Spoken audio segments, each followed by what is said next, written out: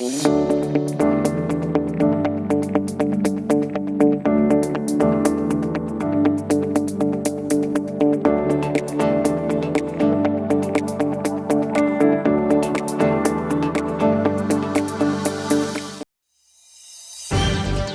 sa buluhagang balitaan ng Boracay Island News Network, ito ang headlines.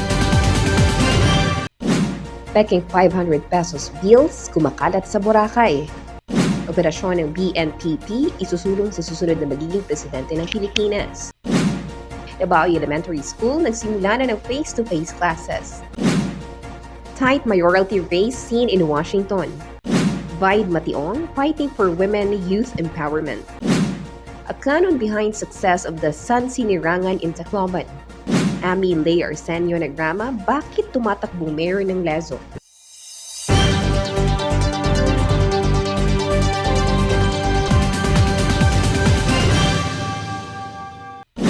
Pekeng 500 pesos bills kumakalat sa Boracay.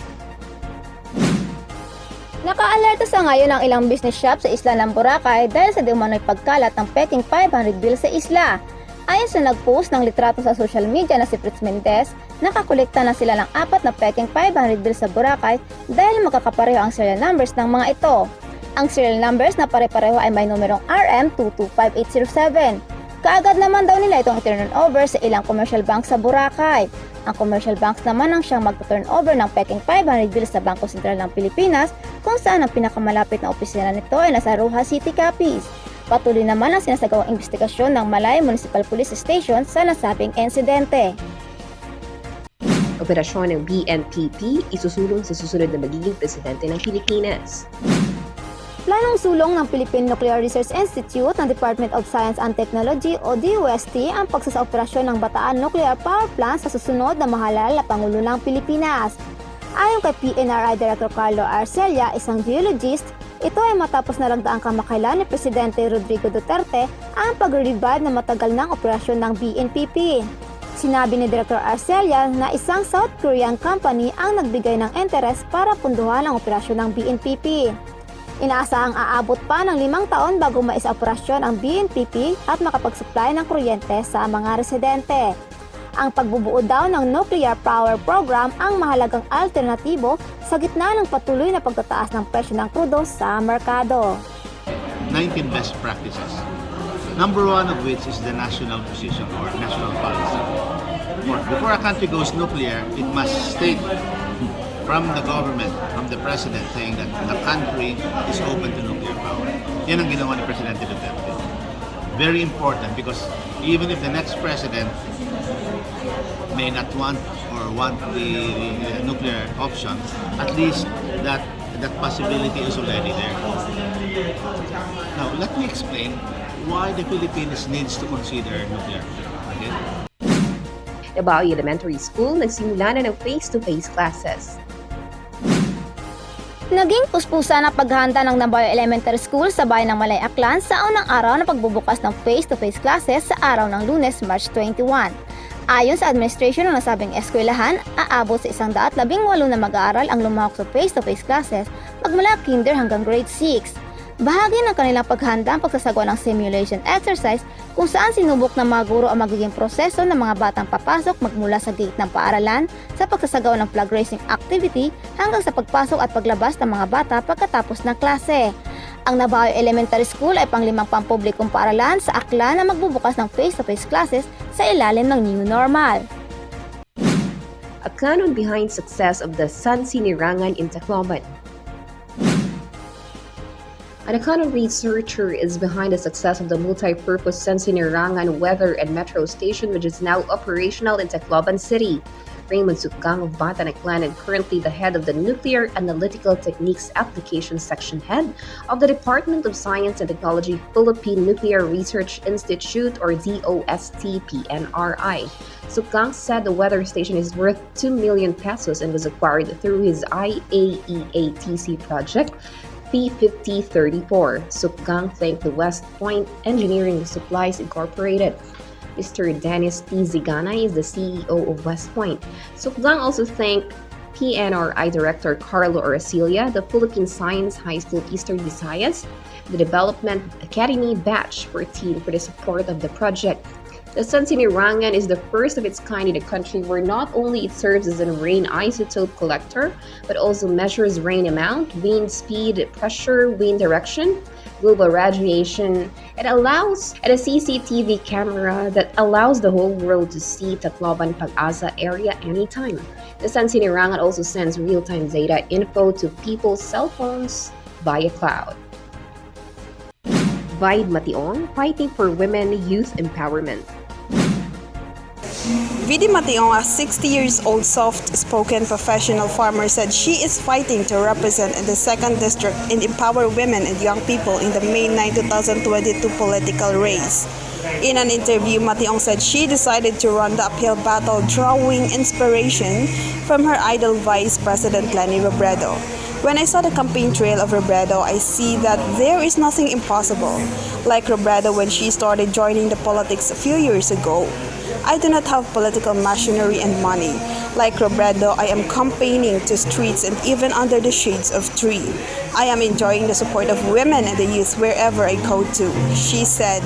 Her opponents were incumbent Congressman Teodorico Harasco and Matt Wakam, a former military spokesman. Among my platforms of governance is the upgrading of our province agriculture industry, alternative livelihood for women and the youth, boosting of tourism in mainland Aklan, among others, she said. She also expressed opposition in the Vide bill in Boracay and will oppose it once she gets elected. Mationg is the youngest sibling of attorney Leo Mationg. I am Vidi Mateon Pamatian. My father is a fisherman. We owned a small fish pond. And my nanay is a public school teacher who later taught in the seminary. I am the youngest among 5 children, and my eldest brother is Attorney Terencio Mateon, who is more known here in the province, being the former general manager of Akeanon. And also my another brother is Judge Mimet Terencio Mateon, the judge of Numancia, Lezo, Malinao. And my 2 sisters, si Margie, the retired public school teacher, and Dr. Allen Mationg Hilito, the wife of board member Andoy Hilito. I am the youngest. I studied here in Nabaoy Elementary School, then went to high school in Akeanon College, and went to Manila, finished law in UST, University of San Tomas, and then Tight mayoralty race seen in Washington. As the campaign for local elections are heating up in Washington, mayoralty candidate Jessica Panambo is giving a good fight. The good fight manifests that the mayoralty race in Washington will be tight in the forthcoming May 9, 2022 election. Panambo is running the umbrella of Tibug Party while her opponent Mayor Shimonette Peralta Francisco, who is an incumbent. In the recent kick-off rally of Panambo and her team, some 2,500 new Washington residents joined the motorcade. Hundreds more attended their proclamation rally. Panambo said they are ready for the campaign and are willing to fight head-on as long as the election is fair and honest. Panambo are being supported by her vice mayoralty candidate Malot Kimpo and their Sangguniang Bayan contenders. Lei Arcenio Nagrama, bakit tumatakbong mayor ng Lezo? Si Lei Arcenio Nagrama sa edad na 45 anyos ay nagdesisyon na tumakbong mayor sa bayan ng Lezo dahil bukod sa nais nitong makatulong sa kanyang kababayan, nais rin nitong maipagpatuloy ang legacy ng kanyang ama na si Nonoy Arcenio at uncle na si Fred Arcenio. Ayon kay Nagrama, ilan lamang sa kanyang bibigyan ng pansin ay ang magkaroon ng sariling fire station ng bayan ng Lezo, na ipagpatuloy ang naunsyaming water system project at bilang isang pharmacist, papalakasin din niya ang health system ng nasabing bayan. Nagdesisyon daw siyang tumakbong mayor para malayang maipatupad ang kanyang mga nakalaang programa at plataporma sa bayan ng Lezo.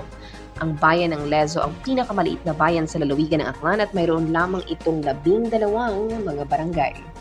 Kapangayugid kami, akong grupo, itbulig.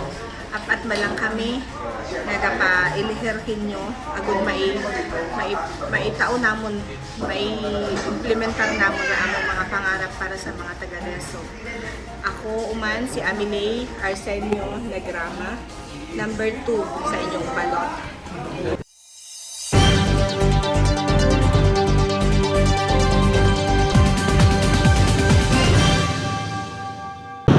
At yan po ang aming nakalap na balita at impormasyon para sa Boracay Island News Network. Ito po si Carla Senior Normal.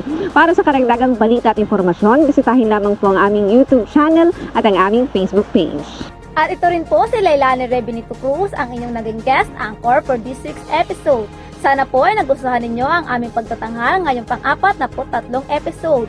Sa ngalan ng team ng Boracay Island News Network, mabuhay po kayong lahat.